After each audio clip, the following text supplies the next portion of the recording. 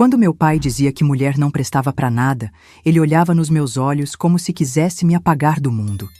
Eu tinha apenas 7 anos quando entendi que nascer menina naquela casa era uma condenação que eu carregaria por toda a vida. Meu nome é Josefa Maria dos Santos. Tenho 72 anos e sou conhecida em Garanhuns como a Dona Zefa Arquiteta. Quem me vê hoje, reconhecida entre os melhores arquitetos do Nordeste, não imagina que essa mesma mulher já viveu um inferno na Terra. Um inferno construído pelas mãos do próprio pai e mantido pelo silêncio de uma família despedaçada pelo medo. Se você já está me ouvindo aqui com atenção, escreva nos comentários deste vídeo: "Estou ouvindo você". Fico feliz de saber que tem pessoas nesse mundinho que ainda escutam os outros e não as ignoram com egoísmo. Nasci em 1953, numa casa simples de alvenaria nas encostas da Serra Negra, no agreste pernambucano. Nossa casa ficava afastada do centro de Bezerros, quase na divisa com Belo Jardim.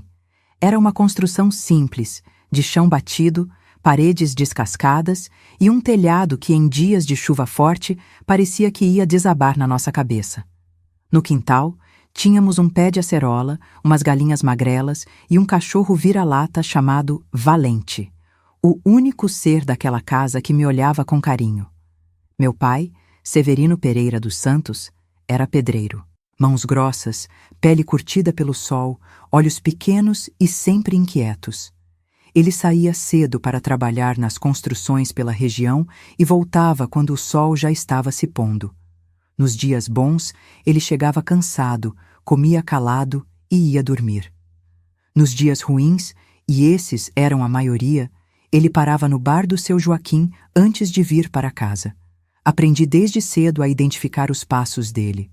Quando eram firmes e ritmados, significava que ele estava sóbrio e talvez aquela noite fosse tranquila. Quando eram arrastados, tropeçados, intercalados com risadas altas ou resmungos, eu sabia que vinha tempestade. Corria para o meu quarto. Na verdade, era apenas um canto da sala separado por uma cortina de chita. E fingia estar dormindo. Às vezes funcionava, às vezes não. Mulher só serve para 2 coisas nessa vida, ele costumava dizer, cuspindo as palavras junto com o bafo de cachaça. E nenhuma delas é pensar. Minha mãe, Josina, era o oposto dele. Pequena, magra, de mãos delicadas apesar do trabalho pesado. Falava pouco, quase sussurrando, como se tivesse medo que sua voz ocupasse espaço demais. Trabalhava como lavadeira, pegando roupa nas casas de família da cidade.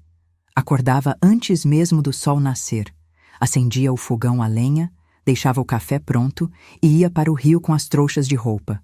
Eu a via definhar um pouco a cada dia, como uma flor que vai murchando lentamente por falta de sol.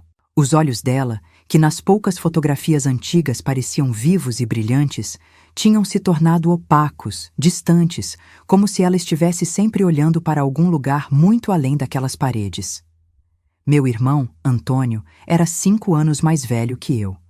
Quando éramos pequenos, brincávamos juntos. Ele fazia carrinhos de madeira para mim, me ensinava a soltar pipa, me defendia das outras crianças quando implicavam comigo.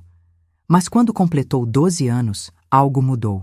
Começou a andar com meu pai, a imitá-lo no jeito de falar, de se sentar, de olhar para as mulheres na rua. "Menino tem que aprender a ser homem cedo", dizia meu pai com orgulho, passando a mão na cabeça dele. E para mim, apenas um olhar de desprezo. "E menina tem que aprender a servir". A mesa de jantar da nossa casa era como um mapa das relações de poder daquela família. Meu pai sentava na cabeceira, Antônio à direita dele, minha mãe e eu do outro lado. Primeiro meu pai se servia, depois meu irmão. O que sobrava, e muitas vezes era pouco, ficava para minha mãe e para mim. "Homem precisa comer mais, tá trabalhando", justificava minha mãe quando eu reclamava de fome. Mas meu irmão não trabalhava ainda, apenas estudava como eu. A diferença era que ele tinha nascido com o que meu pai chamava de a ferramenta certa. A escola era meu único refúgio. Lá, por algumas horas, eu podia esquecer o cheiro de mofo da nossa casa, os gritos do meu pai, o choro silencioso da minha mãe. Adorava aprender, ler, descobrir que existia um mundo além daquelas montanhas que cercavam nossa cidade. A professora Dona Carmen dizia que eu tinha talento, que era inteligente. Essa menina vai longe. Ela falou uma vez para minha mãe, que sorriu um sorriso triste, como quem sabe que algumas portas já nasceram fechadas. Eu levava os elogios para casa, orgulhosa, mas logo aprendia a guardar as palavras para mim mesma. De que adianta a menina saber ler? Resmungava meu pai. Vai aprender a cozinhar direito, isso sim. Nos dias de feira, minha mãe me levava com ela para ajudar a carregar as compras. Eu adorava o colorido das barracas, o cheiro de tempero, as conversas animadas. Era como se a cidade inteira estivesse em festa. Uma vez, parei em frente a uma barraca de brinquedos, olhando maravilhada para uma boneca de pano. Nunca tinha tido uma boneca de verdade. Apenas as que eu mesma fazia com espigas de milho e retalhos. Quer essa, minha filha? Perguntou o feirante, um senhor de cabelos brancos e sorriso gentil. Antes que eu pudesse responder, minha mãe me puxou pelo braço. Não temos dinheiro para isso, ela sussurrou. Mas eu sabia que não era só falta de dinheiro. Era medo. Medo de que meu pai descobrisse que tínhamos gastado dinheiro com uma bobagem. A cada ano que passava, Antônio se tornava mais parecido com meu pai. Não só na aparência, o mesmo queixo quadrado, os mesmos olhos pequenos, mas no jeito de tratar as mulheres, como se fôssemos menos que gente. Vai buscar água para mim, ele ordenava, mesmo estando mais perto do pote do que eu. E se eu demorasse, vinha o tabefe na cabeça, igual aos que meu pai dava na minha mãe. Na escola, os professores reclamavam do comportamento dele, diziam que ele era agressivo com as meninas, que não respeitava as professoras. Quando minha mãe contava isso para meu pai, a resposta era sempre a mesma. Deixa o menino, tá aprendendo a ser homem. Ah, eu fico emocionada de contar essas coisas para vocês. Me diz aí nos comentários de onde você tá me assistindo, porque quero conhecer cada pessoa corajosa que tá acompanhando essa história sofrida. E se você tá gostando, aperta o gostei e se inscreve no canal para não perder as próximas histórias das vovós brasileiras. Cada uma de nós tem uma vida que dava um livro. Quando fiz 10 anos, ganhei de presente da minha professora um caderno novo. Era um caderno simples, de capa dura verde, mas para mim era o objeto mais precioso do mundo. Eu o escondia debaixo do colchão e só escrevia nele quando tinha certeza absoluta de que ninguém ia me ver. Escrevia histórias, poemas, desenhos. Criava mundos onde as meninas podiam ser o que quisessem. Astronautas, médicas, professoras. Mundos onde os pais abraçavam as filhas e diziam que tinham orgulho delas. Mundos onde ninguém tinha medo. Um dia, meu pai encontrou o caderno. Não sei como, talvez tenha revirado meus pertences enquanto eu estava na escola. Quando cheguei em casa, ele estava na sala, com o caderno aberto em suas mãos grosseiras. Que porcaria é essa? Perguntou ele, agitando o caderno no ar. Tá perdendo tempo com isso em vez de ajudar sua mãe? Fiquei paralisada, sem conseguir responder. Vi quando ele arrancou as folhas, uma a uma, e as jogou no fogo do fogão a lenha. Meus mundos, meus sonhos, tudo virando cinza diante dos meus olhos. Não derramei uma lágrima. Sabia que chorar só deixaria meu pai mais furioso. As brigas em casa eram constantes. Qualquer coisa servia de gatilho. O jantar que não estava pronto na hora certa, uma camisa mal passada, um olhar que meu pai interpretava como desafiador. As noites eram as piores. Eu ficava deitada, ouvindo os gritos, os sons de coisas sendo quebradas, os soluços da minha mãe. Por que ela não vai embora? Eu me perguntava. Só muito mais tarde entendi as correntes invisíveis que prendiam minha mãe àquela vida. A dependência financeira, o medo, a vergonha, a crença distorcida de que aquilo era normal ou merecido. Às vezes, Dona Creusa, nossa vizinha, aparecia no dia seguinte com um prato de comida ou um remédio caseiro para os machucados. Nunca falava diretamente sobre os hematomas no rosto da minha mãe, sobre os olhos inchados de tanto chorar. Era um acordo silencioso. Ela oferecia ajuda sem fazer perguntas. Minha mãe aceitava sem dar explicações. O pior era quando meu pai estava de bom humor. Parecia outra pessoa. Brincava, trazia pequenos presentes, falava em planos para o futuro. Nesses momentos, eu via minha mãe se encher de esperança, como se acreditasse que finalmente ele tinha mudado. Eu sabia melhor. A calmaria era apenas o prenúncio de outra tempestade. Nos domingos, íamos à igreja. Meu pai se transformava completamente. Colocava a melhor roupa, penteava o cabelo com cuidado, sorria para os conhecidos. Uma família abençoada, diziam as beatas, olhando para nós 4 sentados no banco da igreja. Se soubessem o que acontecia quando fechávamos a porta de casa. Quando completei 11 anos, meu corpo começou a mudar. Minha mãe me explicou rapidamente, com vergonha, sobre coisas de mulher. Alertou que eu precisava ter ainda mais cuidado agora, que devia me vestir de forma decente, não chamar atenção. Na época, não entendi bem o porquê de tanto medo. Infelizmente, descobriria da pior maneira possível.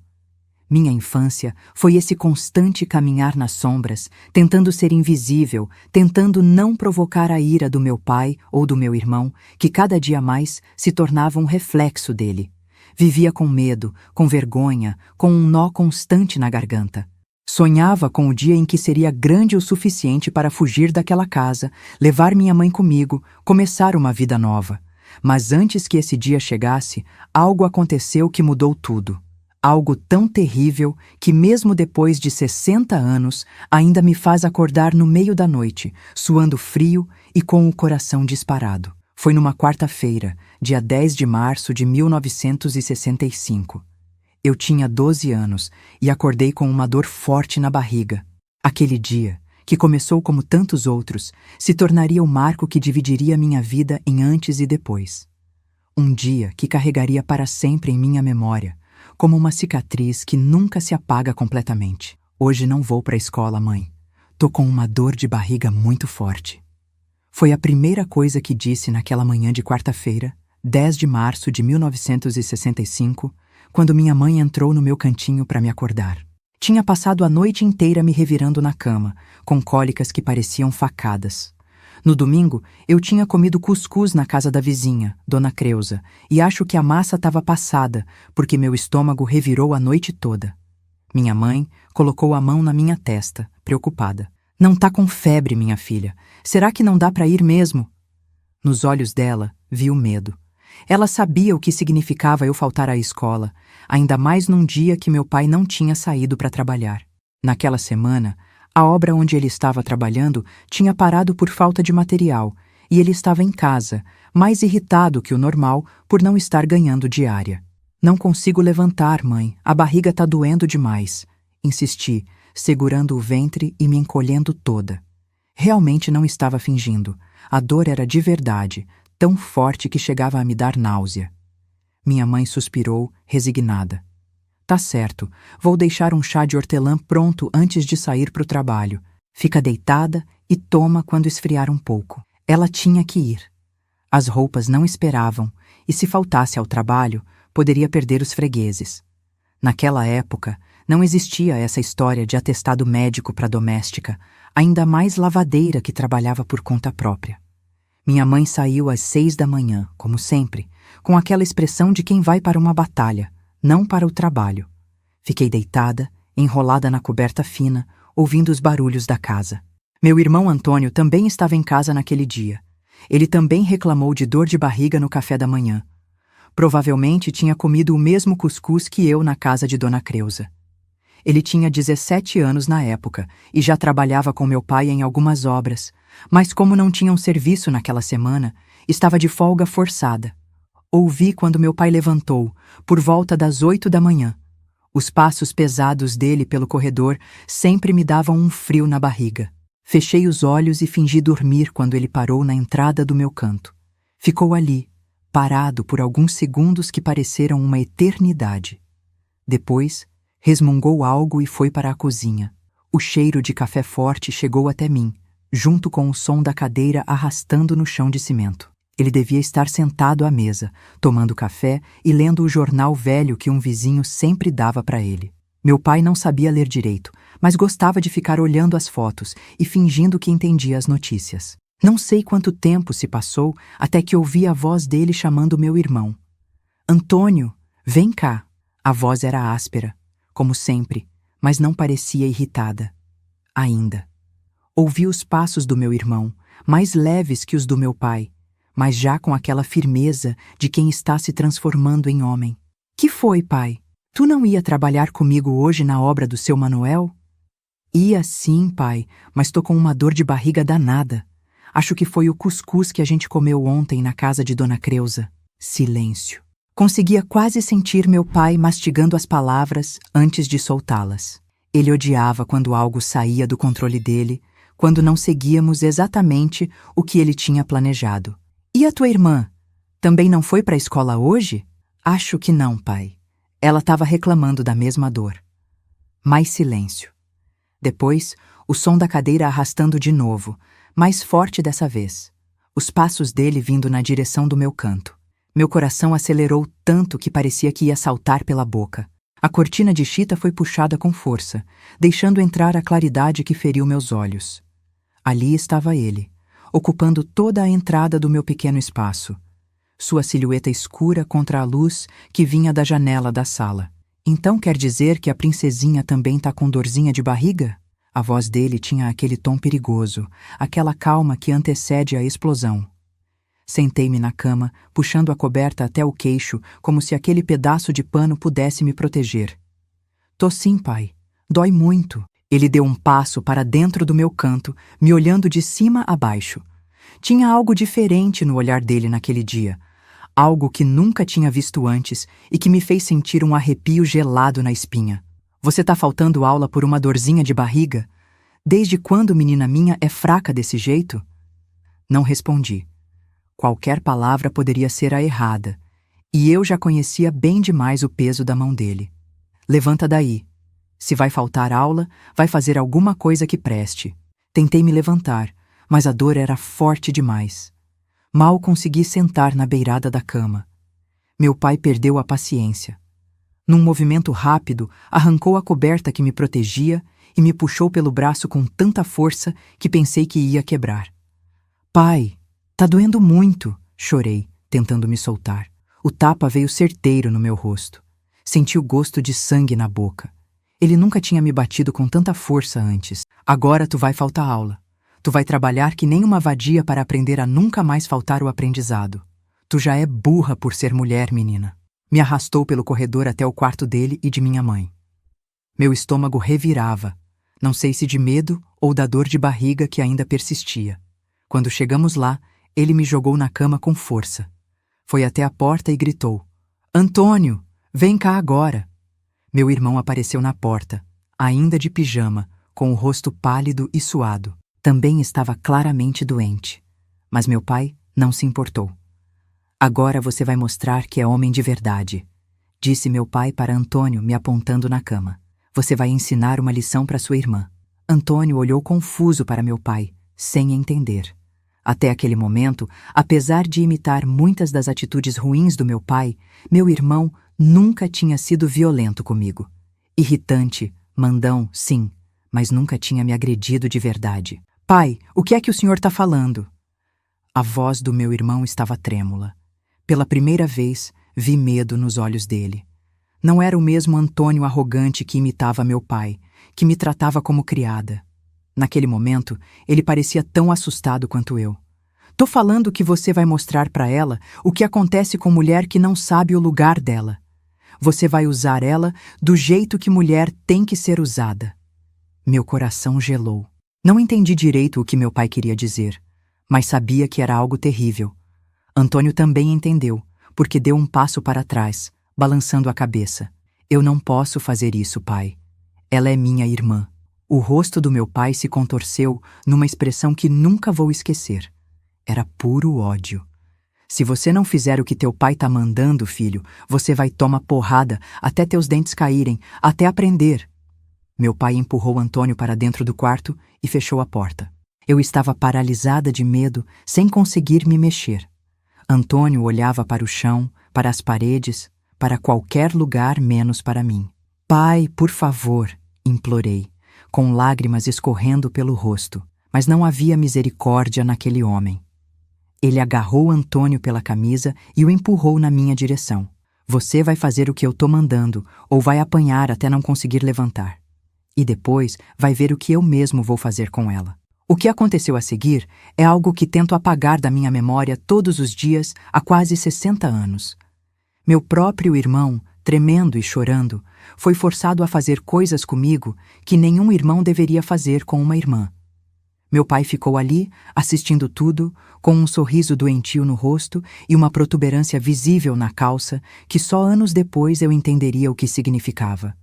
Fechei os olhos e me desliguei do meu corpo. Era como se eu estivesse flutuando acima da cena, vendo tudo acontecer com outra pessoa. Não era eu ali naquela cama, sendo violada. Não podia ser. Durante todo o tempo, meu pai ficava dando instruções, dizendo o que Antônio deveria fazer, como se estivesse ensinando um ofício. É assim que se faz com mulher, dizia ele, com aquela voz que parecia vir do fundo de um poço. Elas são feitas para isso. A dor física era terrível, mas pior ainda era a confusão na minha cabeça. Aquele era meu pai, o homem que deveria me proteger. Aquele era meu irmão, que um dia tinha me ensinado a soltar pipa. Como podiam estar fazendo aquilo comigo? Quando finalmente acabou, meu irmão saiu correndo do quarto vomitando no corredor. Ouvi o barulho da porta da frente batendo. Ele tinha fugido para a rua.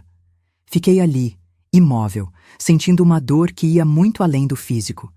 Era como se algo dentro de mim tivesse se quebrado para sempre. Meu pai ainda estava no quarto, se ajeitando, colocando a calça no lugar. Foi só então que percebi o que tinha acontecido. Ele não só tinha forçado meu irmão a me violentar, como tinha sentido prazer em assistir. Agora você aprendeu, disse ele antes de sair do quarto, me deixando sozinha com minha dor e vergonha. Não sei quanto tempo fiquei ali, entre lençóis sujos de sangue e lágrimas. Poderiam ter sido minutos ou horas. O tempo tinha perdido o sentido. Quando finalmente consegui me levantar, meu corpo inteiro doía. Me arrastei até o banheiro e fiquei debaixo do chuveiro, esfregando a pele até ficar vermelha, como se pudesse lavar o que tinha acontecido. A água fria caía sobre mim, mas eu não sentia. Era como se estivesse anestesiada, incapaz de sentir qualquer coisa além daquele vazio horrível que tinha se instalado dentro de mim.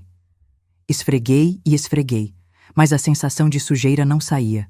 Nunca mais sairia completamente. Voltei para meu canto e me enrolei na coberta, tremendo não de frio, mas de choque. Não conseguia chorar. As lágrimas tinham secado, como se meu corpo entendesse que chorar não adiantaria nada. Ninguém viria me salvar. As horas se arrastaram. Ouvi meu pai sair de casa, batendo a porta. Provavelmente tinha ido ao bar, como fazia sempre que não estava trabalhando. Fiquei ali, encolhida, rezando para que ele não voltasse, para que algum milagre acontecesse e eu nunca mais tivesse que olhar para aquele rosto novamente. Quando minha mãe chegou do trabalho no final da tarde, eu ainda estava na mesma posição. Ela entrou no meu canto e imediatamente soube que algo terrível tinha acontecido. Talvez fosse o cheiro. Apesar do banho, eu não tinha conseguido tirar aquele odor de suor e vergonha que parecia impregnado na minha pele. Talvez fosse o olhar vazio nos meus olhos. Ou talvez fosse aquela intuição que as mães têm, aquele sexto sentido que as alerta quando algo está muito errado. O que aconteceu, minha filha? Ela perguntou, sentando na beirada da cama e tocando meu rosto com cuidado. Não consegui responder. As palavras estavam presas na minha garganta, como se dizer em voz alta tornasse tudo mais real. Antes que ela pudesse insistir, ouvimos a porta da frente. Meu pai tinha voltado.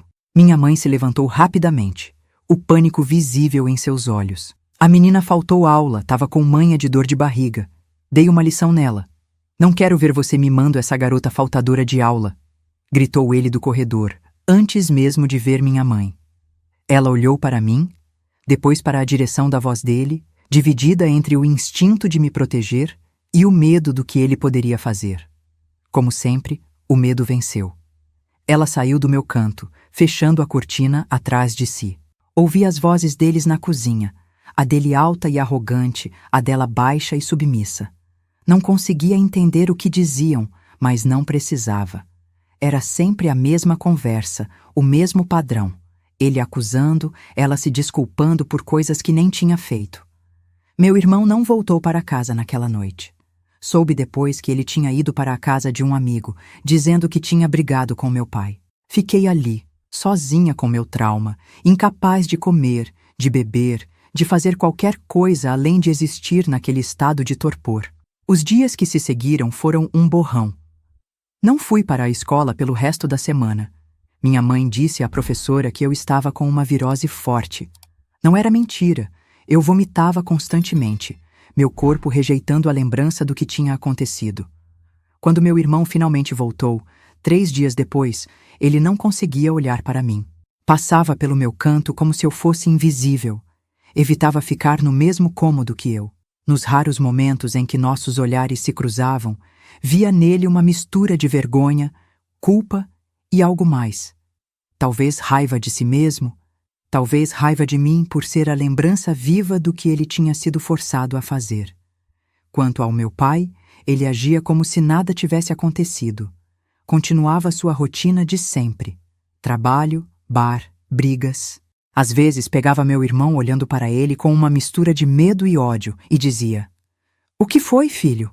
Tá virando homem de verdade agora, né?" Na semana seguinte voltei para a escola. Era como se estivesse me movendo dentro de um sonho, desconectada de tudo ao meu redor. A professora Dona Carmen notou a mudança em mim. Eu, que sempre tinha sido participativa, interessada, agora mal levantava os olhos do caderno. "O que aconteceu, Josefa? Você está diferente." Ela me perguntou um dia, depois da aula. Não consegui responder. Como explicar o inexplicável? Como colocar em palavras aquele horror? Apenas balancei a cabeça e saí correndo. As noites eram as piores.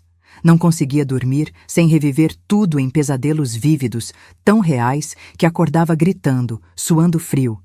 Minha mãe vinha correndo, me abraçava, murmurava palavras de conforto, mas nunca perguntava sobre os pesadelos. Talvez soubesse, talvez apenas suspeitasse, mas o silêncio era a linguagem da nossa casa.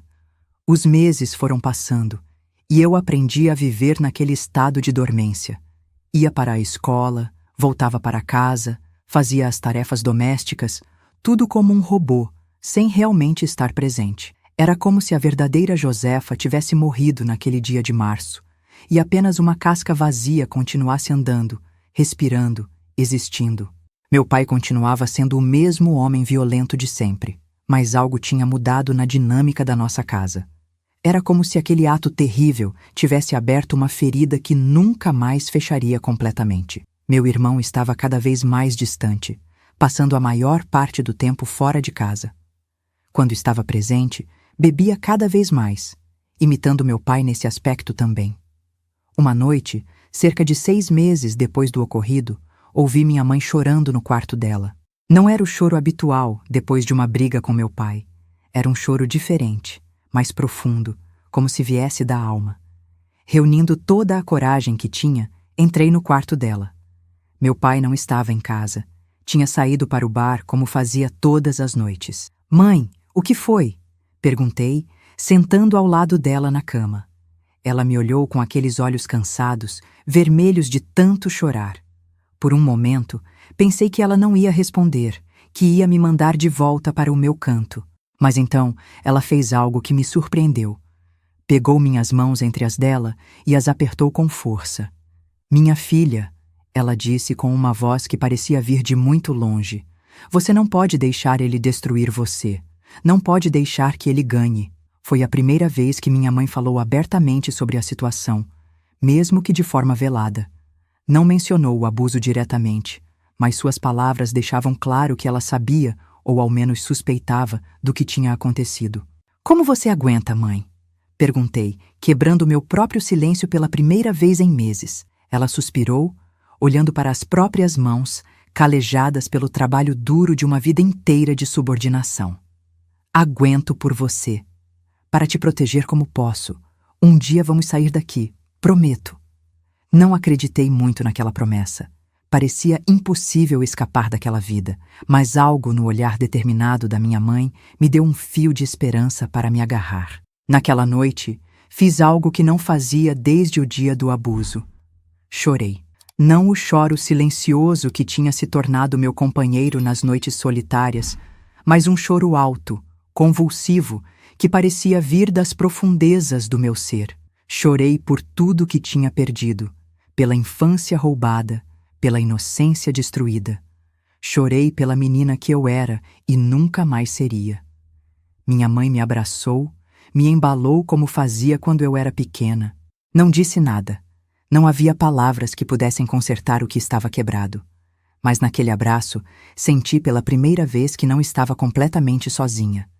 Os meses foram se transformando em anos. Completei 13, 14, 15 anos, sempre vivendo naquela casa de horrores, sempre temendo o próximo acesso de raiva do meu pai, sempre evitando ficar sozinha com ele. A escola continuava sendo o meu único refúgio, o único lugar onde podia ser apenas Josefa, não a filha do Severino, não a menina que carregava um segredo terrível. Meu irmão Antônio, aos 20 anos, estava cada vez mais parecido com meu pai em alguns aspectos. O jeito de andar, de falar, o vício na bebida. Mas algo nele tinha se quebrado naquele dia fatídico. Ele nunca mais teve a mesma arrogância, a mesma prepotência. Era como se carregasse um peso invisível nas costas. Uma culpa que nenhuma quantidade de cachaça conseguia apagar. Minha mãe e eu desenvolvemos uma forma silenciosa de comunicação. Um olhar, um gesto, era suficiente para nos alertarmos sobre o humor do meu pai, sobre quando era melhor desaparecer, ficar invisível. Sobrevivíamos um dia de cada vez, agarradas à promessa de que um dia escaparíamos daquele inferno. E então, quando eu tinha 16 anos, aconteceu algo que mudou tudo novamente. Não sei se foi coincidência ou se foi o destino finalmente decidindo que já tínhamos sofrido o suficiente. Tudo começou numa tarde de sexta-feira, quando meu pai chegou mais cedo do trabalho, já embriagado e com um humor terrível. Depois daquele dia terrível, viver na mesma casa que meu pai e meu irmão era como respirar com uma pedra no peito. Cada canto daquela casa tinha virado uma armadilha, cada sombra escondia um pesadelo. Eu não era mais uma menina. Aquela Josefa morreu naquela cama junto com minha inocência. O que restou foi uma casca vazia, tentando sobreviver um dia de cada vez. Durante os 4 anos seguintes, entre meus 12 e 16 anos, aprendi a me tornar invisível. Acordava antes de todo mundo, às 5 da manhã, só para não ter que encontrar meu pai na cozinha. Voltava da escola e me enfiava no meu cantinho, atrás daquela cortina de chita que era minha única proteção. Fazia minhas tarefas domésticas em silêncio absoluto, como uma sombra se movendo pela casa. Quanto menos eles notassem minha presença, melhor. Comecei a guardar cada centavo que conseguia. Às vezes, Dona Carmen, minha professora, me dava uns trocados para comprar material escolar. Eu economizava até o último centavo, escondendo as moedas num buraco que tinha cavado debaixo da cama, protegido por uma tábua solta. Não sabia quando, mas um dia aquele dinheiro seria minha passagem para longe dali. Minha mãe e eu nunca falamos diretamente sobre o que aconteceu naquele dia. Era como se tivéssemos feito um pacto silencioso, não mencionar o horror para não dar mais poder a ele. Mas eu via nos olhos dela que ela sabia. Quando meu pai não estava por perto, ela me tratava com um cuidado especial, um carinho silencioso que dizia: "Sei o que você está passando, filha. Estou aqui." Uma vez por mês, minha mãe conseguia alguns trocados extras das patroas e comprava um sabonete de glicerina para mim. Era um luxo enorme naquela época, mas ela insistia. "É bom para a pele", dizia ela, mas eu sabia o que realmente significava. Era a forma dela dizer que eu não estava suja, que o que tinha acontecido não tinha me manchado para sempre. Meu irmão Antônio se afundou na bebida depois daquele dia. Aos 18 anos, já era conhecido nos bares da cidade como filho do Severino, sempre envolvido em brigas, sempre com aquele olhar perdido de quem carrega um peso grande demais. Ele evitava ficar sozinho comigo a qualquer custo. Se eu entrava na sala, ele saía. Se estávamos à mesa, ele mal levantava os olhos do prato.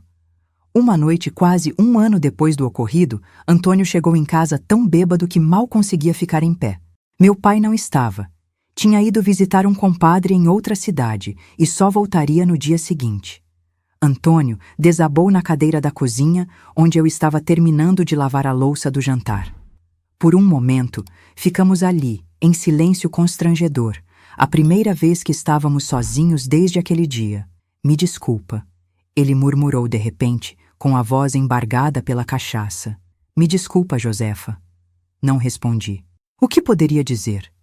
Aquelas desculpas não apagavam o que tinha acontecido, não curavam as feridas que ainda sangravam dentro de mim.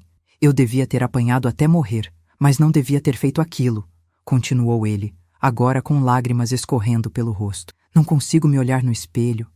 Não consigo dormir sem ver, sem lembrar. Ele escondeu o rosto nas mãos e começou a soluçar. Um choro de homem adulto que parecia o de um menino perdido. Por um breve momento, senti pena dele. Ele também tinha sido vítima do meu pai, de certa forma. Mas a pena logo deu lugar à raiva. Pena não apagava o que ele tinha feito comigo. Antônio, vai dormir. Foi tudo o que consegui dizer, antes de me retirar para meu canto, deixando-o ali, com sua culpa e sua cachaça. Na manhã seguinte, ele tinha sumido. Soubemos depois que tinha se alistado no exército e sido enviado para um quartel em Recife. Parte de mim sentiu alívio por não ter que vê-lo todos os dias, por não ter que reviver aquela memória cada vez que nossos olhares se cruzavam. Outra parte se ressentiu por ele poder fugir, enquanto eu continuava presa naquela casa com meu pai. Meu pai fingiu tristeza quando soube que Antônio tinha partido, mas viu brilho de satisfação nos olhos dele. Agora era só ele, o homem da casa, com duas mulheres completamente sob seu controle. Sem Antônio por perto, ele ficou ainda pior, como se não tivesse mais ninguém para impressionar, ninguém para quem ensinar a ser homem. Os anos de 1966 e 1967 foram os mais duros. Meu pai perdeu o emprego na construtora onde trabalhava há anos. Bebeu tanto que começou a faltar o serviço, até que o mestre de obras perdeu a paciência. Depois disso, só conseguia bicos ocasionais, o que significava que tinha muito mais tempo em casa. Tempo demais. O dinheiro, que já era pouco, ficou ainda mais escasso. Minha mãe tinha que trabalhar mais horas, lavar mais roupa para compensar o que meu pai não trazia mais. Eu também comecei a ajudar, fazendo faxina nas casas de família aos sábados. Todo o dinheiro que ganhava entregava para minha mãe, que usava para comprar comida.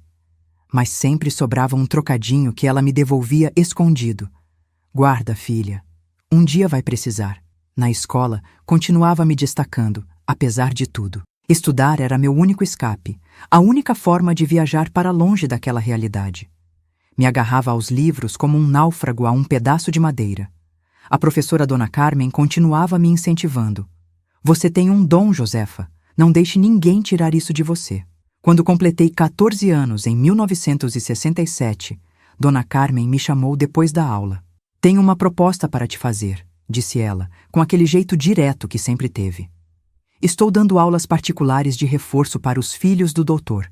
Antenor, é muita coisa para mim sozinha. Você poderia me ajudar e ganhar um dinheirinho. Doutor Antenor era o médico da cidade, um homem respeitado, dono de uma das casas mais bonitas de Bezerros. Seus filhos estudavam no colégio particular de Caruaru, mas vinham para casa nos fins de semana. Eles precisavam de ajuda com português e matemática, justamente as matérias em que eu me destacava. Mas, professora, eu não sei se consigo. Nunca dei aula para ninguém, respondi, insegura. Você sabe mais do que imagina, Josefa, e vai ganhar experiência. Além disso, vai receber por isso 5 cruzeiros por aula. O que acha? 5 cruzeiros por aula era mais do que eu ganhava numa semana inteira de faxina. Era uma fortuna para mim na época. Aceitei na hora, sem nem pensar como explicaria para meu pai. Quando contei para minha mãe, ela ficou preocupada. Seu pai não vai gostar de você passando tanto tempo na casa de gente rica, disse ela, torcendo o avental entre os dedos, sinal de que estava nervosa. A gente não precisa contar para ele o que estou fazendo lá, respondi. Pode dizer que estou ajudando a professora a carregar os livros, a limpar a sala de aula, qualquer coisa. Minha mãe não gostava de mentir. Mas naquela casa, mentir tinha se tornado uma ferramenta de sobrevivência. Ela concordou, relutante. Para minha surpresa, meu pai não se opôs. Naquela época, ele já estava tão afundado na bebida que mal prestava atenção no que acontecia ao seu redor, desde que suas ordens imediatas fossem atendidas e a comida estivesse na mesa. Contanto que não atrapalhe o serviço da casa, foi tudo o que disse. As aulas particulares abriram um novo mundo para mim. A casa do Dr. Antenor era como um palácio aos meus olhos. Assoalho de madeira polida, móveis de verdade, não aquelas coisas improvisadas que tínhamos em casa. Uma estante cheia de livros que iam do chão ao teto. E o mais impressionante, um banheiro dentro da casa, com água encanada. Comecei dando aulas para os 2 filhos mais novos, Eduarda, de 9 anos, e Ricardo, de 11. Eles eram crianças educadas, mas um pouco mimadas, como era de se esperar de filhos de médico. No início, me olhavam com desconfiança. Afinal, eu era apenas uma menina pobre do Agreste. O que poderia ensinar a eles? Mas logo ganhei sua confiança com minha paciência e meu conhecimento. A esposa do Dr. Antenor, Dona Cecília, sempre me tratou com respeito. Oferecia café com bolo quando eu chegava, perguntava sobre meus estudos, me emprestava livros da biblioteca da família. Era um tratamento que nunca tinha recebido de um adulto além da minha professora. Um dia, depois de uns 3 meses dando aulas, Dona Cecília me chamou para uma conversa em particular. Josefa, tenho notado como você é inteligente e dedicada. Meu marido e eu conversamos e gostaríamos de te oferecer uma oportunidade. Conhecemos a diretora do Colégio Santa Maria, em Caruaru, onde nossos filhos estudam. Eles têm um programa de bolsas para alunos carentes com bom desempenho acadêmico. Gostaríamos de te recomendar. Fiquei sem palavras. O Colégio Santa Maria era um dos melhores da região, frequentado apenas pelos filhos das famílias mais abastadas. Jamais tinha sonhado em estudar num lugar assim. Mas, como eu iria para Caruaru todos os dias? Perguntei, pensando na distância de quase 30 quilômetros entre as cidades. Há um ônibus escolar que passa por Bezerros recolhendo os alunos, explicou ela. Faz parte da bolsa. Claro, você teria que conversar com seus pais. É uma decisão importante. Conversar com meus pais. Essa era a parte mais difícil. Sabia exatamente o que meu pai diria. Que era perda de tempo. Que lugar de mulher não era estudando em colégio de rico. Que eu tinha que ficar em casa ajudando minha mãe. Mas uma oportunidade como aquela talvez nunca mais aparecesse. Contei primeiro para minha mãe, é claro. Ela ficou dividida entre a alegria de me ver tendo uma chance que ela nunca teve e o medo da reação do meu pai. É uma bênção, filha, disse ela, com lágrimas nos olhos. Mas seu pai... Eu sei, mãe, mas tenho que tentar. É minha única chance de sair daqui um dia, de ter uma vida diferente. Decidimos que abordaríamos meu pai juntas, num momento em que ele estivesse de bom humor, o que era cada vez mais raro. Esperamos um sábado em que ele tinha recebido por um trabalho de pedreiro e estava satisfeito por poder comprar sua cachaça. Para nossa surpresa, ele não reagiu com a explosão de raiva que esperávamos. Em vez disso, ficou em silêncio por um longo tempo, o que era quase mais assustador. Colégio de rico, é? Disse ele finalmente, me olhando com aqueles olhos pequenos e penetrantes. E quem vai pagar por isso? Expliquei sobre a bolsa, sobre o ônibus, sobre como não custaria nada para ele. Enfatizei que continuaria ajudando em casa, que faria minhas obrigações antes de sair e depois de voltar. E o que você vai fazer com esse estudo todo? Mulher formada só serve para dar ordem, ficar metida. Nenhum homem vai querer casar com você. Mordi a língua para não responder. Casar era a última coisa que queria na vida, depois de ver o casamento dos meus pais. Mas dizer isso seria assinar minha sentença. É uma oportunidade, pai. Foi tudo que disse, olhando para o chão, na postura submissa que tinha aprendido a adotar. Ele resmungou algo ininteligível, tomou mais um gole de cachaça e então disse as palavras que mudaram minha vida. Faz o que quiser, mas não vem chorando para mim quando não der certo. Não era exatamente uma permissão entusiasmada, mas era tudo o que eu precisava. No dia seguinte, corri para a casa do Dr. Antenor para dizer que aceitava a oportunidade. Em março de 1968, aos 15 anos, comecei a estudar no Colégio Santa Maria. Acordava às 5 da manhã, fazia minhas tarefas domésticas e pegava o ônibus escolar às 6h30.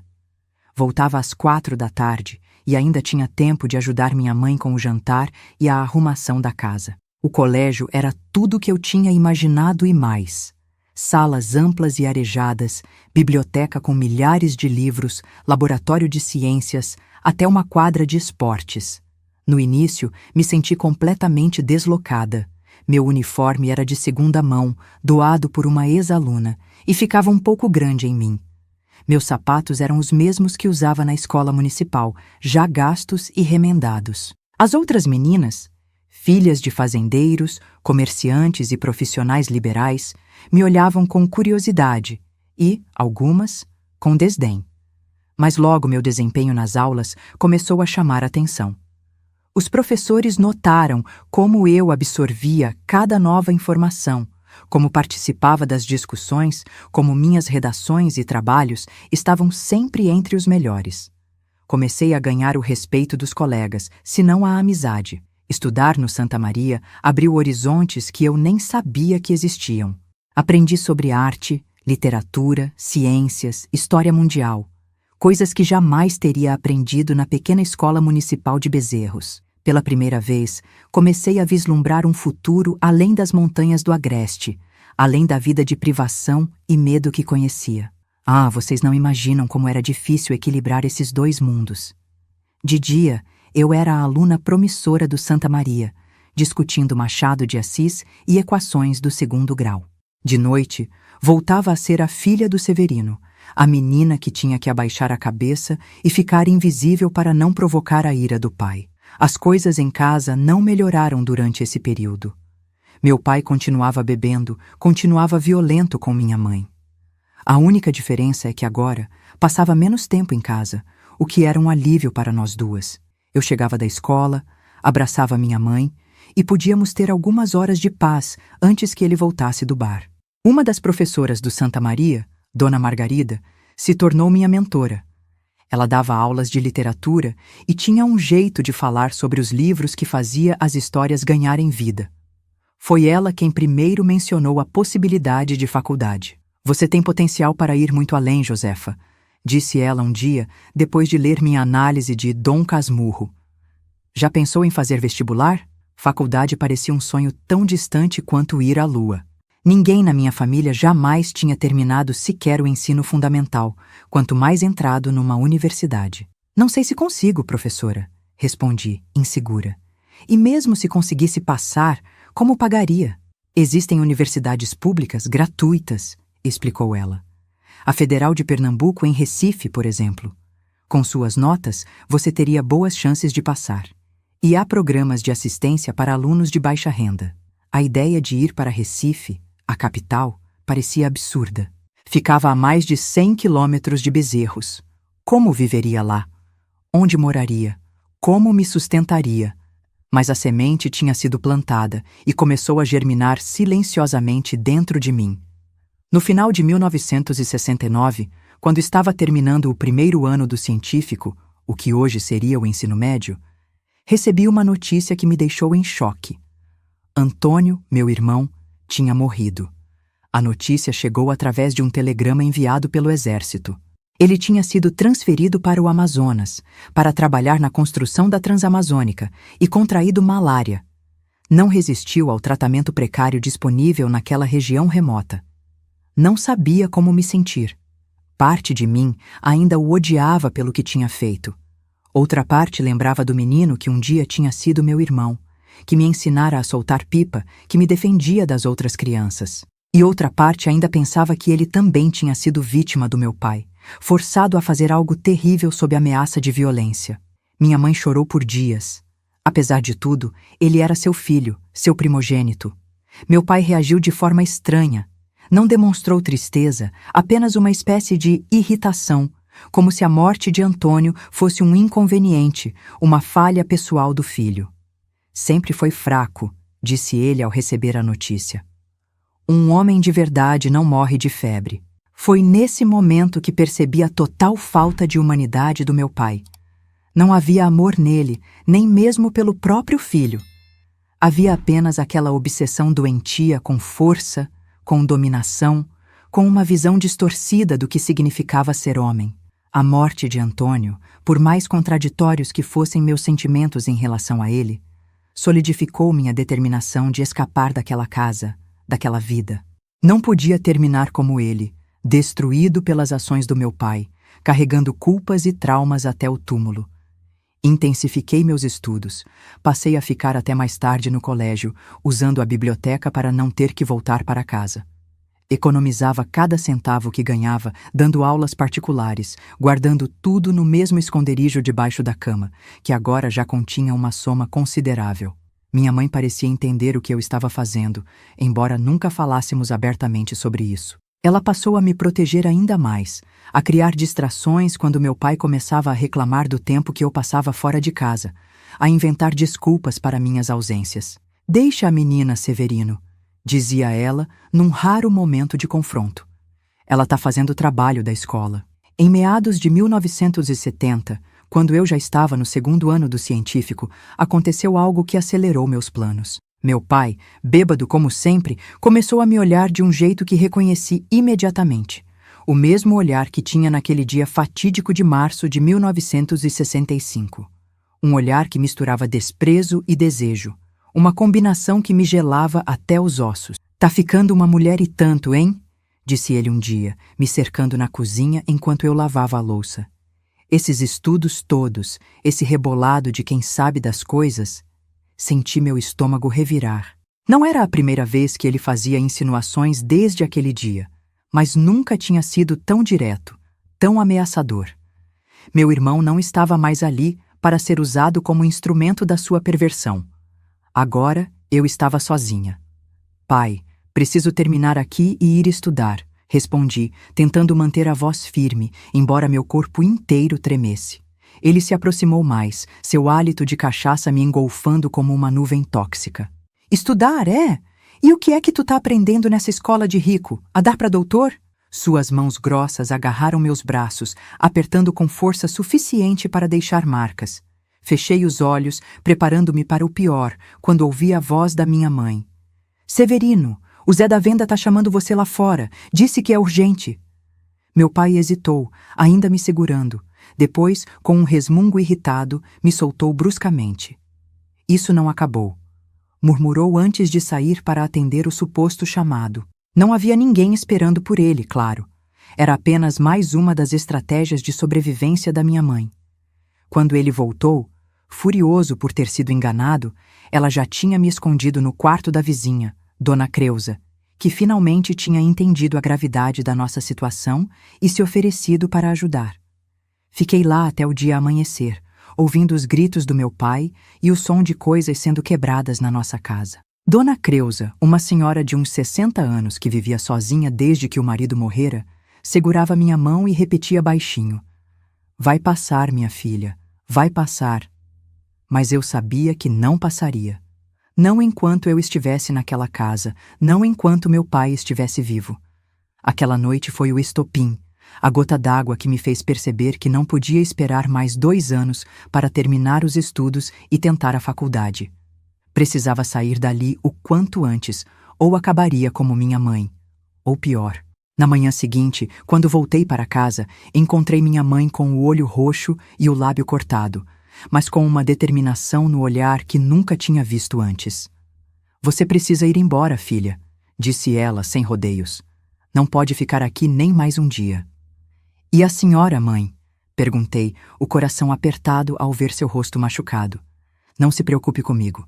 Tenho um plano." Foi aí que ela me contou algo que tinha escondido por anos. Seu irmão, meu tio José, aquele que trabalhava no exército, tinha voltado para Pernambuco. Estava morando em Garanhuns, a apenas 1 hora de distância. Ela tinha mantido contato com ele em segredo, através de cartas que mandava pela vizinha para meu pai não descobrir. "Ele pode te acolher, filha, e depois, quem sabe, a mim também." Naquele mesmo dia, uma sexta-feira, comecei a planejar minha fuga. Não podia levar muita coisa, apenas o essencial. Algumas roupas, meus documentos, o dinheiro que tinha economizado ao longo dos anos. Tudo seria colocado numa sacola simples, que não chamaria atenção. O plano era simples.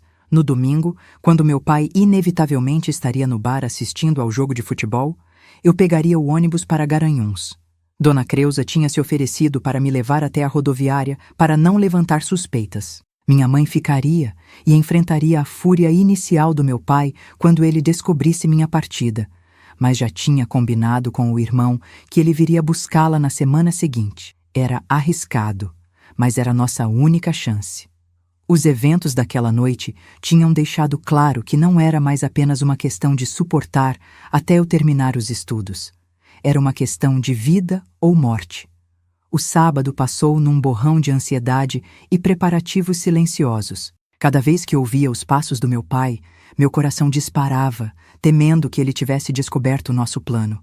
Mas ele estava ocupado demais com sua própria miséria, bebendo desde cedo, resmungando sobre o trabalho, sobre o governo, sobre tudo e todos.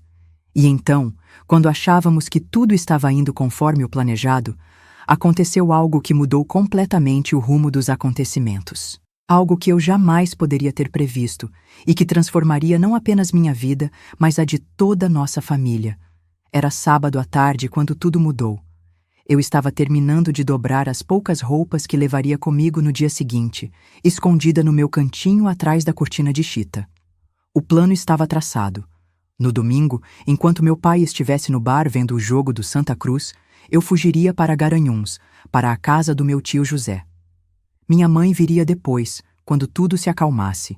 Ouvi o barulho da porta da frente batendo com força e congelei. Meu pai tinha saído mais cedo para o bar.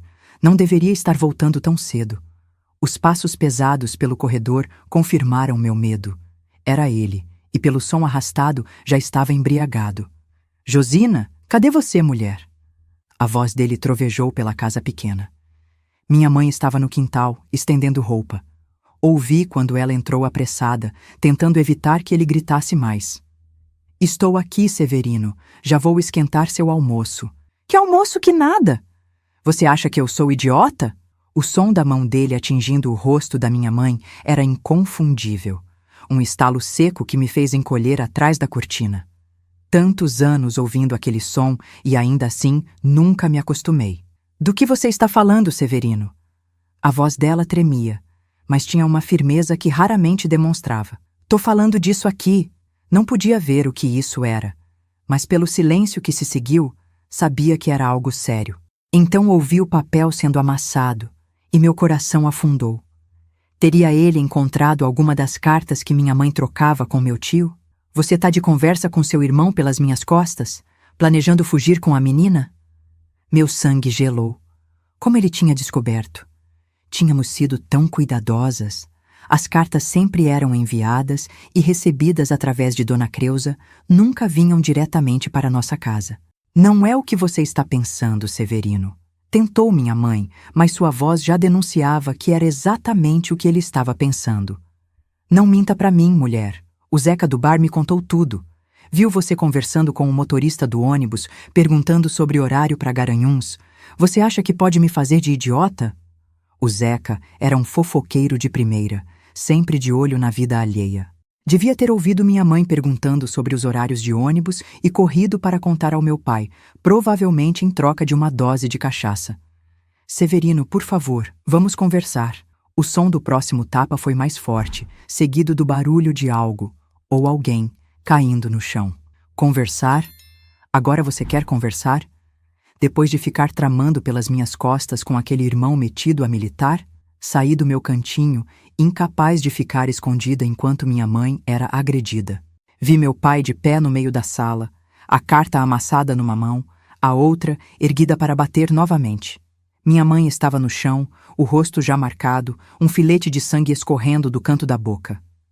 "Para, pai!" gritei, avançando para a sala.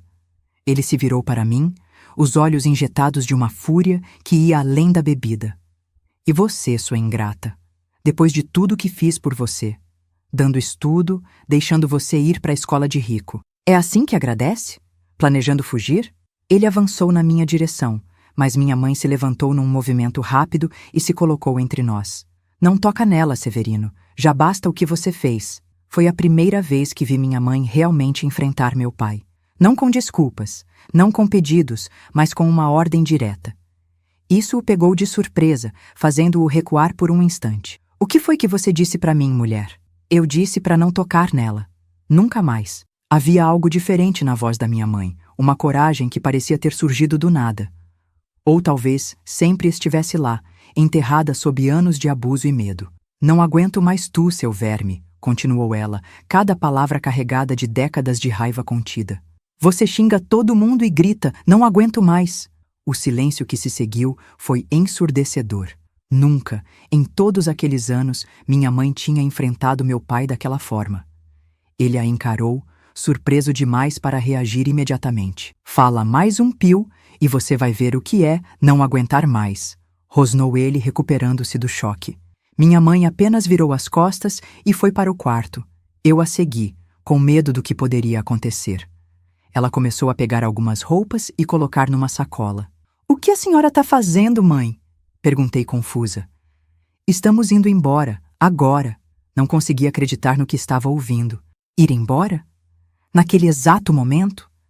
Sem esperar pelo domingo, sem a segurança de saber que meu pai estaria longe? Mas, mãe, o plano era amanhã. Os planos mudaram, filha. Não podemos mais esperar. Ele já sabe. Na próxima vez pode ser pior. Ela estava certa, é claro. Agora que meu pai sabia dos nossos planos, a situação tinha se tornado ainda mais perigosa. Se ficássemos, não haveria garantia de que sobreviveríamos até o dia seguinte. Comecei a pegar minhas coisas também, o coração batendo tão forte que parecia que ia explodir. Meu pai tinha voltado para a sala. Podia ouvi-lo andando de um lado para o outro, resmungando, provavelmente decidindo o que faria conosco. Estávamos quase terminando de arrumar nossas poucas coisas quando ouvimos outra batida na porta da frente. Forte, decidida, diferente das batidas hesitantes dos vizinhos que às vezes apareciam. Quem diabos é agora? Gritou meu pai, indo atender. Quando a porta se abriu, ouvi uma voz que não reconheci imediatamente. Grave, autoritária, com aquele sotaque característico do agreste mais profundo. Cadê minha irmã? Minha mãe congelou, os olhos arregalados. José, ela sussurrou, e pela primeira vez em anos vi esperança genuína naqueles olhos cansados. Corri para a sala a tempo de ver meu tio José entrando em nossa casa. Ele era alto, quase uma cabeça mais alto que meu pai, com ombros largos de quem carrega peso há décadas. O uniforme militar estava impecável, as botas brilhando, a postura ereta. Mas o que mais impressionava eram seus olhos, escuros e duros como pedras, fixos em meu pai com uma intensidade que fez até mesmo Severino recuar um passo. Quem você pensa que é para entrar na minha casa assim? Meu pai tentou manter a pose de autoridade, mas sua voz traiu seu medo. Sou o irmão da Josina, e vim buscar ela e minha sobrinha. Meu pai riu, aquela risada nervosa de quem tenta disfarçar o pânico. Elas não vão a lugar nenhum, são minha família, minha responsabilidade. Responsabilidade? A voz do meu tio era controlada, mas transbordava de raiva contida. É assim que você chama o que faz com elas? Bater na minha irmã é responsabilidade? O que você fez com sua própria filha é responsabilidade? Meu coração parou. Como ele sabia? Minha mãe teria contado nas cartas? Ou seria apenas uma suposição baseada nos outros abusos que já conhecia? Não sei do que você está falando. Meu pai tentou desconversar, mas o suor já escorria por sua testa. Apesar do dia não estar particularmente quente. Sei tudo, Severino. Absolutamente tudo. Meu tio deu um passo à frente e meu pai recuou automaticamente. Era como assistir a um leão encurralando sua presa. Josina, pega suas coisas e da menina, vocês vêm comigo agora. Minha mãe apareceu na porta do quarto, segurando as 2 sacolas que tínhamos preparado. Seu rosto ainda tinha as marcas dos tapas recentes, o que só fez a expressão do meu tio endurecer ainda mais. Elas não vão a lugar nenhum, gritou meu pai, avançando na direção da minha mãe. Foi seu maior erro. Antes que pudesse dar 2 passos, meu tio o agarrou pela gola da camisa com uma mão e desferiu um soco com a outra. O som foi seco. O impacto tão forte que meu pai caiu para trás, batendo contra a parede. Isso é por cada marca que você deixou na minha irmã, disse meu tio, a voz fria como gelo. Meu pai tentou se levantar, o nariz jorrando sangue, mas meu tio não tinha terminado. Agarrou-o novamente, dessa vez pelos poucos cabelos que ainda tinha, e o arrastou para o centro da sala. "E isso", disse ele, desferindo outro golpe que fez meu pai cambalear, "é pelo que você fez com a minha sobrinha." Nunca tinha visto meu pai tão pequeno, tão patético. O homem que por tantos anos tinha sido o centro do meu terror, o monstro dos meus pesadelos, agora estava reduzido a um bêbado choroso sangrando no chão da nossa sala. "Vamos", ordenou meu tio, virando-se para nós. "O carro está lá fora." Minha mãe hesitou, olhando para meu pai caído no chão. Por um momento terrível, pensei que ela fosse mudar de ideia, que aqueles anos de condicionamento fossem mais fortes que seu desejo de liberdade. "E o Antônio?" ela perguntou, a voz quase inaudível. Meu tio franziu o senho, confuso. "Antônio? Seu filho?"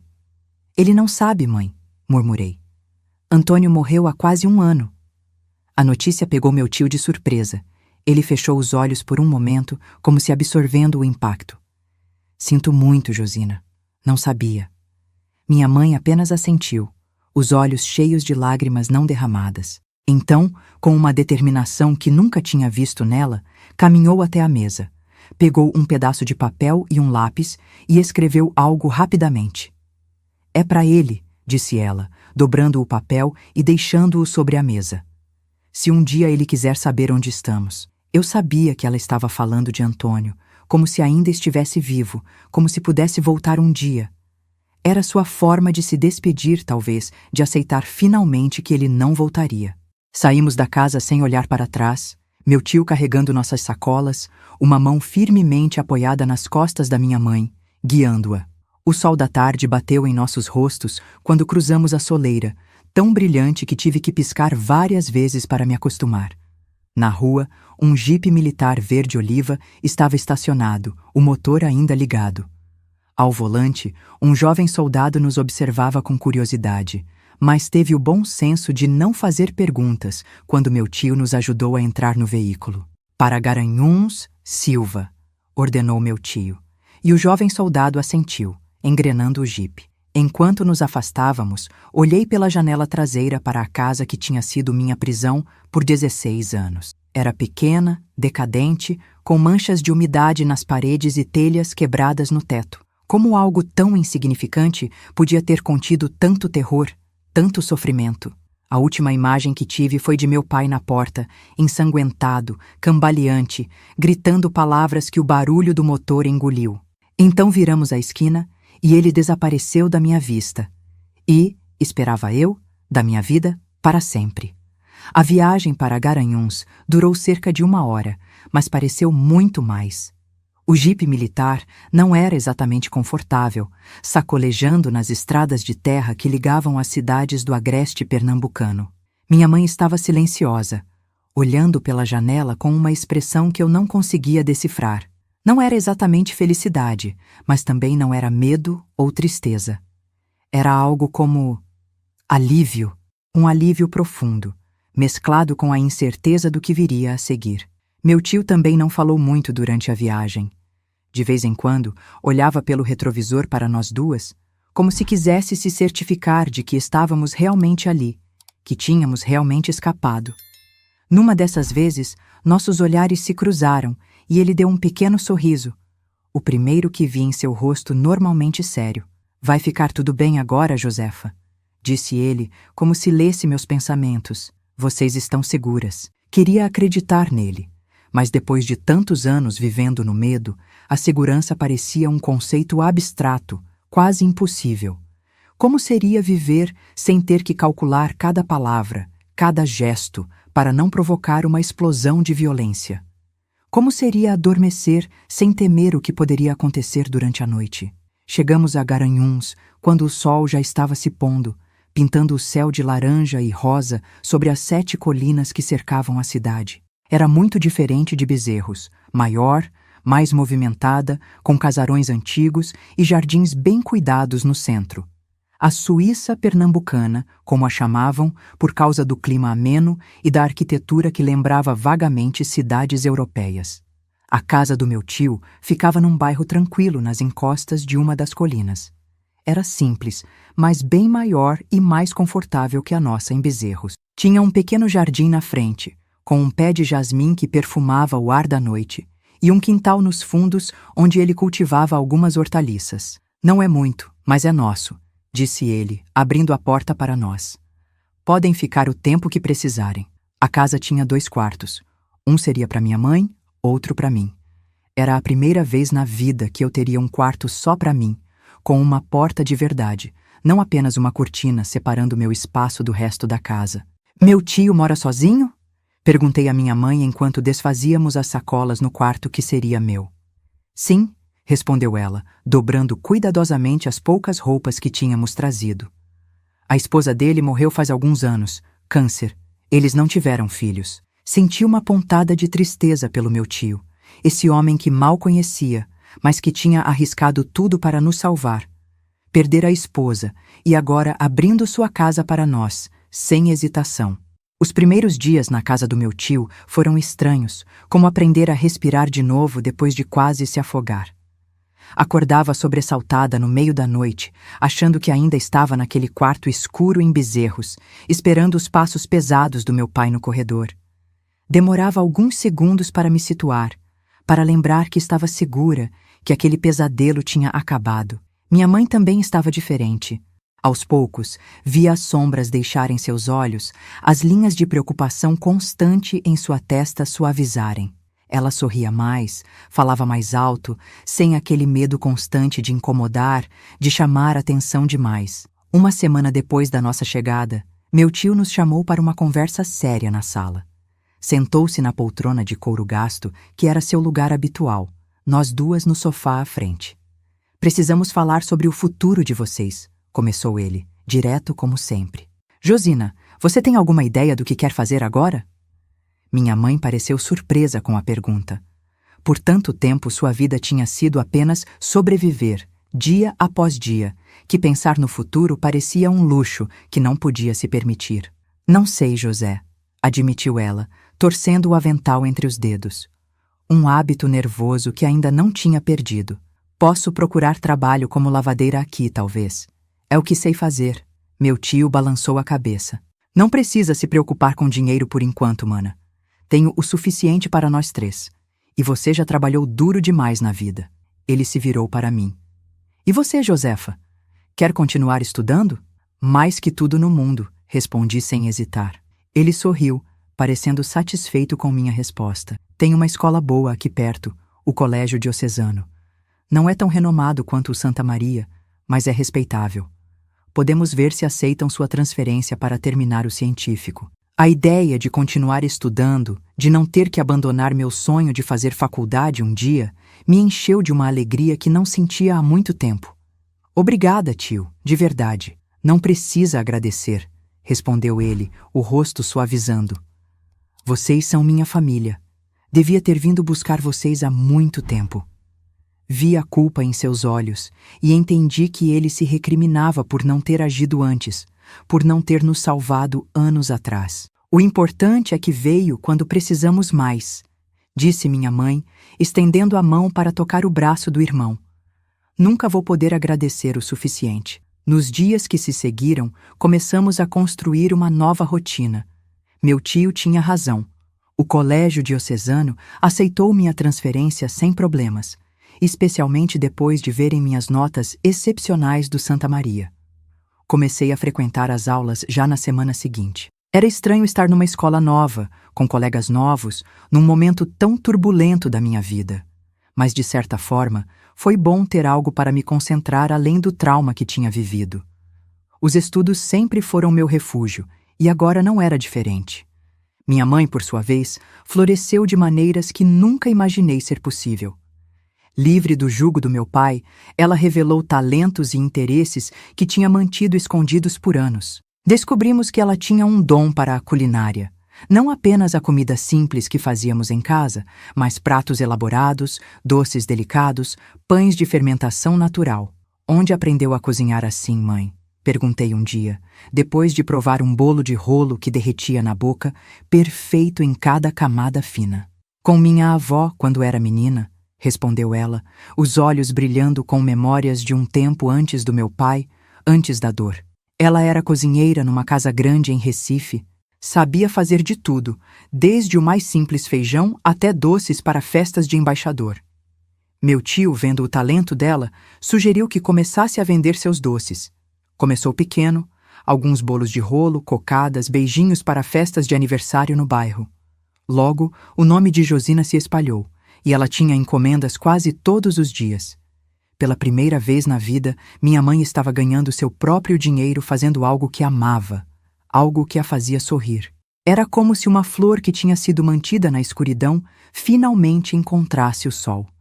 Quanto a mim, mergulhei nos estudos com uma determinação renovada. O trauma ainda estava lá, claro. Havia noites em que acordava gritando, dias em que um homem na rua que se parecesse remotamente com meu pai era suficiente para me fazer tremer incontrolavelmente. Mas cada dia era um pouco mais fácil que o anterior. No colégio diocesano, encontrei professores compreensivos e alguns colegas que se tornaram amigos. Uma em particular, Mariana, filha do farmacêutico da cidade, se aproximou de mim apesar da minha reserva inicial. Ela era inteligente, engraçada e parecia não se importar com meu passado obscuro, com minha relutância em falar sobre minha família. Todo mundo tem fantasmas, Josefa, disse ela um dia, quando estávamos estudando na biblioteca. Alguns são só mais barulhentos que outros. Com Mariana, aprendi a rir de novo, a fazer planos, a sonhar com um futuro que antes parecia impossível. Foi ela quem primeiro me falou sobre a Universidade Federal de Pernambuco, em Recife, e sua renomada Faculdade de Arquitetura. Você desenha tão bem e é ótima em matemática, argumentou ela. Seria perfeito para você. Arquitetura. A ideia de criar espaços, de transformar ambientes, de construir algo belo e funcional ao mesmo tempo, me fascinou imediatamente. Talvez fosse uma forma de redesenhar minha própria vida, de construir algo sólido e belo a partir das ruínas do meu passado.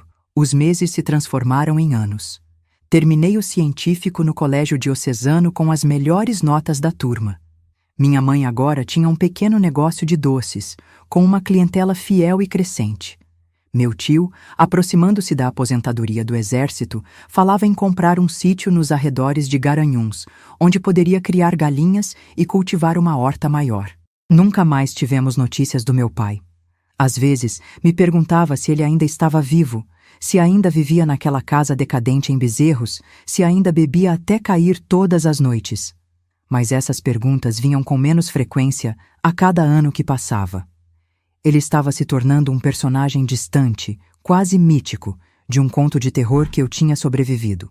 Em 1972, aos 19 anos, prestei vestibular para arquitetura na UFPE. O exame foi difícil, com milhares de candidatos competindo por poucas vagas.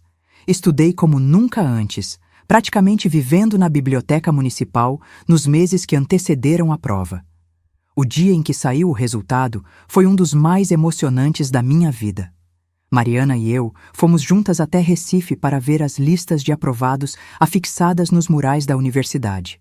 A viagem de ônibus pareceu durar uma eternidade, nossas mãos suando de nervosismo.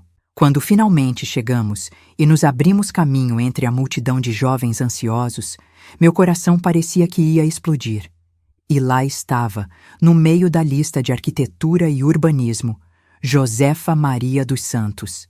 Gritei, pulei, abracei Mariana com tanta força que quase a derrubei. Ela também tinha sido aprovada, em farmácia, seguindo os passos do pai. Naquele momento, todo o sofrimento, toda a luta parecia valer a pena. Eu tinha conseguido. A menina pobre do Agreste, filha de lavadeira, que cresceu numa casa de terror, agora era universitária. Voltei para Garanhuns naquele mesmo dia, mal podendo esperar para dar a notícia à minha mãe e ao meu tio. Quando cheguei em casa, eles já estavam me esperando na sala, nervosos quanto eu. "Passei!" anunciei assim que cruzei a porta. "Estou na UFP!" O abraço da minha mãe foi tão forte, tão cheio de orgulho, que me fez chorar. Meu tio, sempre tão contido, tinha lágrimas nos olhos quando me abraçou em seguida. "Sua avó estaria tão orgulhosa", disse minha mãe, segurando meu rosto entre suas mãos. Tão orgulhosa. Era a primeira vez que ela mencionava minha avó, sua mãe, que tinha morrido antes mesmo de eu nascer. Percebi então que estava carregando não apenas meus sonhos, mas os sonhos de gerações de mulheres da minha família que nunca tiveram a chance que eu agora tinha. A logística de estudar em Recife, enquanto morava em Garanhuns, seria complicada. A cidade ficava a quase 240 quilômetros de distância, uma viagem de mais de 3 horas de ônibus. Não seria prático ir e voltar todos os dias. Você vai precisar se mudar para Recife? Disse meu tio, sempre prático. Podemos alugar um quarto para você numa pensão, perto da universidade. A ideia de me mudar para a capital, de viver sozinha pela primeira vez, era ao mesmo tempo excitante e aterrorizante. Recife era uma cidade grande, caótica, muito diferente da tranquilidade de Garanhuns. Mas eu estava determinada a enfrentar esse novo desafio. Vou procurar trabalho lá, disse, não querendo ser um fardo financeiro para meu tio e minha mãe. Talvez como desenhista ou dando aulas particulares. Não se preocupe com isso agora, respondeu meu tio. Concentre-te nos estudos no primeiro semestre, depois vemos como fica. Nas semanas que se seguiram, preparamos tudo para minha mudança. Minha mãe costurou novas roupas para mim, meu tio comprou material de desenho, réguas, esquadros. Tudo o que eu precisaria para o curso. Mariana, que também se mudaria para Recife, sugeriu que dividíssemos um quarto numa pensão para moças no bairro da Boa Vista, perto tanto da faculdade de arquitetura quanto da de farmácia. No dia da partida, minha mãe me abraçou por um longo tempo na rodoviária, como se quisesse guardar a sensação do meu corpo junto ao dela. Tenha cuidado, minha filha, sussurrou ela em meu ouvido. E lembre-se sempre de quem você é, de onde veio, do que superou para chegar até aqui. Meu tio, mais contido como sempre, me deu um abraço rápido, mas firme. Qualquer coisa, estamos a um telefonema de distância, disse ele, colocando na minha mão um envelope. Isso deve ajudar nas primeiras despesas. O ônibus para Recife partiu às 7 da manhã, levando-me para um futuro que, apenas alguns anos antes, parecia completamente impossível. Enquanto observava pela janela as colinas de Garanhuns ficando para trás, percebi que estava deixando para trás não apenas um lugar, mas uma versão de mim mesma. A menina assustada, a vítima, a sobrevivente.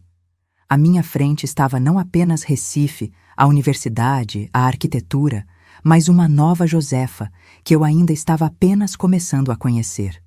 A jornada que tinha começado naquela casa de horrores em Bezerros estava longe de terminar. Na verdade, de muitas formas, estava apenas começando.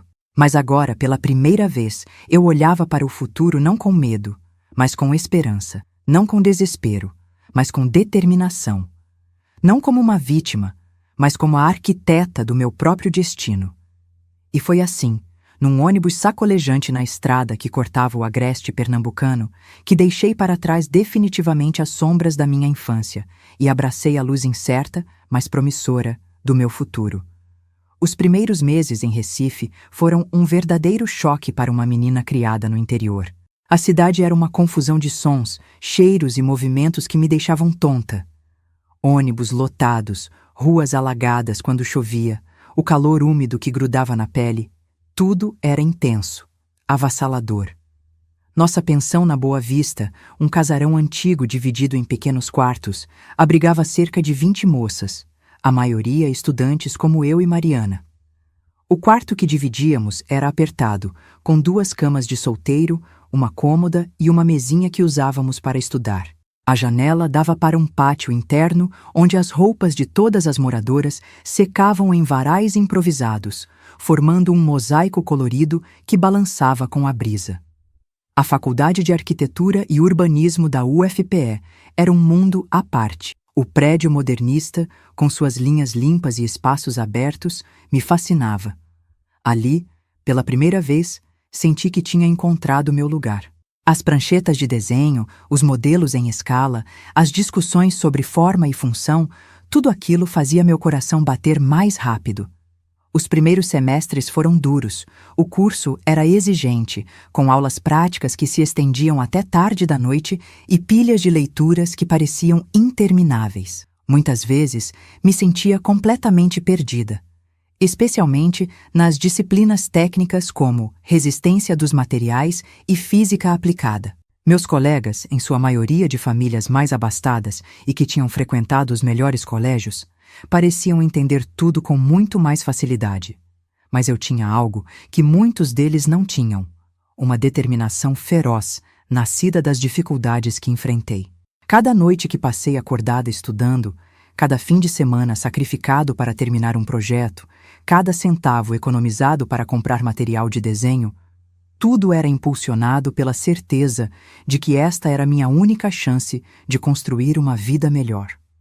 No segundo ano da faculdade, consegui uma bolsa de monitoria no departamento de desenho arquitetônico. Não pagava muito, mas ajudava a cobrir algumas despesas e, mais importante, me dava acesso aos laboratórios e pranchetas fora do horário normal de aula.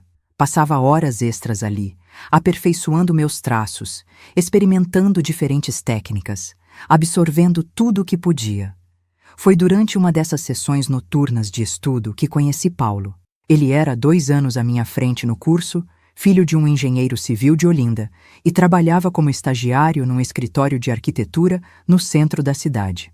Alto, de ombros largos e mãos sempre manchadas de grafite, Paulo tinha um jeito calmo de falar que me fazia lembrar do meu tio José. "Você é muito dedicada", comentou ele certa noite, observando o projeto em que eu trabalhava. Uma pequena praça comunitária para um bairro de periferia. A maioria dos alunos do segundo ano não se preocupa tanto com os detalhes. "Detalhes fazem a diferença", respondi, sem levantar os olhos da prancheta. "Especialmente quando você está projetando para pessoas que têm tão pouco."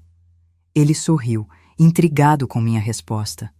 "Filosofia própria ou citando algum mestre que não conheço?" "Experiência própria", disse, finalmente olhando para ele. Algo em meu tom deve ter revelado mais do que pretendia, porque Paulo não insistiu no assunto. Em vez disso, sentou-se ao meu lado e começou a apontar algumas sugestões para melhorar a circulação na praça que eu estava projetando. Era gentil em suas críticas, nunca condescendente e genuinamente interessado em minhas ideias. Depois daquela noite, Paulo passou a aparecer regularmente durante minhas sessões de estudo. Conversávamos sobre arquitetura, sobre os professores, sobre livros e música. Ele me emprestava livros raros de sua pequena biblioteca e me convidava para exposições e palestras que aconteciam na cidade. Nunca pressionava por mais informações sobre meu passado, respeitando meu silêncio sobre certos assuntos. Aos poucos, quase sem perceber, comecei a me apaixonar. Não foi um sentimento avassalador como nos romances que lia escondida quando adolescente. Foi algo gradual, construído tijolo por tijolo, como os edifícios que aprendíamos a projetar. A confiança veio antes do desejo, o respeito antes da intimidade. Por muito tempo, resisti a esses sentimentos. O que tinha vivido com meu pai e meu irmão tinha deixado cicatrizes profundas, um medo arraigado da proximidade física com qualquer homem. A ideia de ser tocada, mesmo que com carinho, me causava pânico. Paulo percebia minha hesitação, meu recuo quando ele se aproximava demais e nunca forçava a situação. "Temos tempo", dizia ele, com aquele sorriso calmo. "Toda boa arquitetura requer paciência." Foi só no meu 3º ano de faculdade, quase 1 ano depois de nos conhecermos, que finalmente contei a Paulo sobre meu passado. Estávamos sentados num banco do Parque 13 de Maio, depois de uma longa caminhada pelo centro histórico da cidade. O sol começava a se pôr, pintando o céu de laranja e rosa. E algo naquele momento, a tranquilidade, a beleza, a sensação de segurança ao lado dele, me deu coragem. Falei por horas, as palavras saindo como uma represa que finalmente se rompe. Contei sobre a casa em Bezerros, sobre meu pai e seu alcoolismo, sobre o terror constante em que vivíamos. Contei sobre aquele dia terrível de março de 1965, sobre o abuso, sobre os anos de silêncio que se seguiram. Contei sobre o resgate, sobre minha mãe e meu tio, sobre como tinha chegado até ali.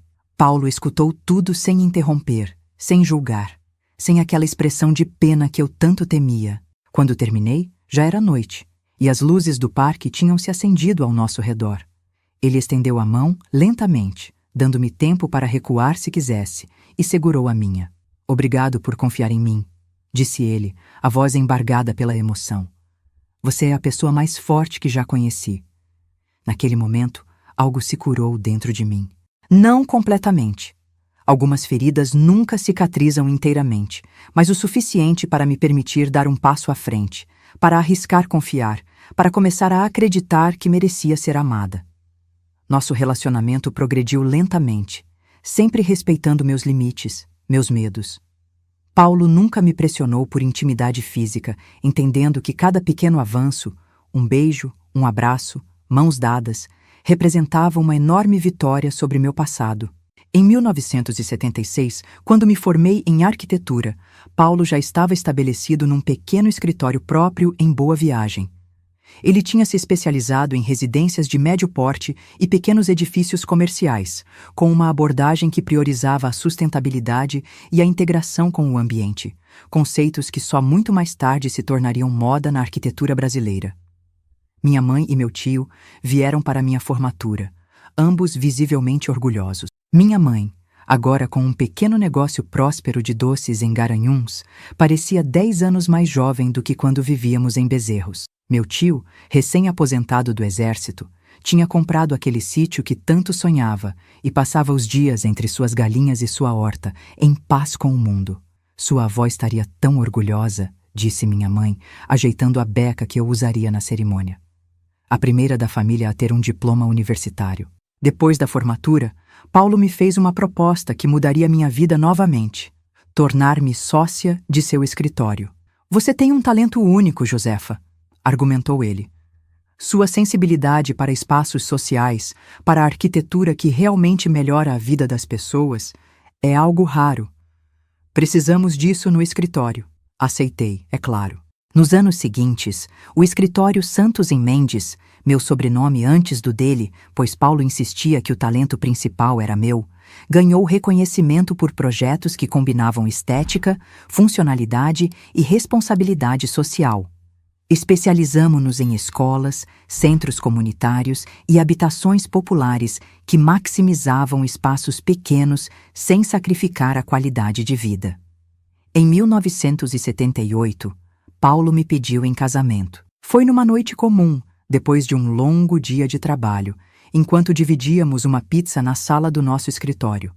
Não houve joelho dobrado, nem anel de diamantes, nem palavras grandiosas, apenas a pergunta simples, direta, feita com aquela calma que tanto me cativava nele. Quero construir uma vida com você, Josefa. Uma casa, uma família, um futuro. Quer se casar comigo?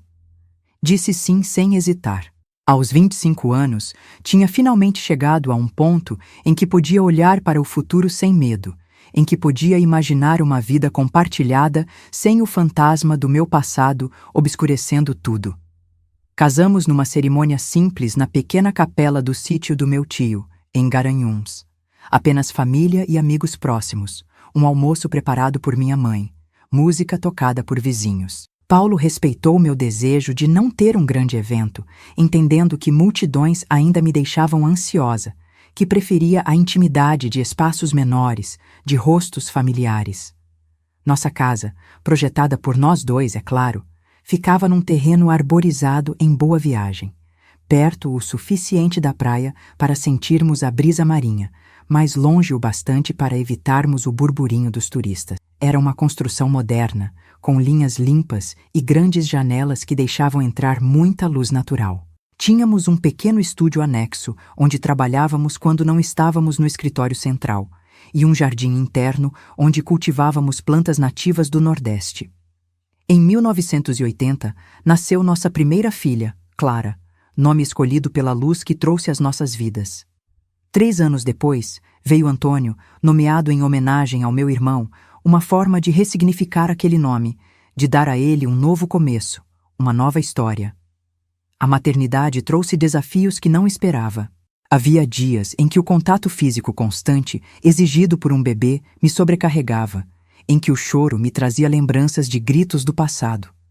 Paulo percebia quando eu estava no limite e assumia os cuidados com as crianças, dando-me o espaço para respirar, para me recompor. Com o tempo, aprendi a separar essas reações do meu presente, a entender que eram ecos de um trauma, não reflexos da minha capacidade como mãe. Aprendi a pedir ajuda quando precisava, a não me punir por momentos de fraqueza, a celebrar pequenas vitórias cotidianas. À medida que meus filhos cresciam, o escritório também prosperava.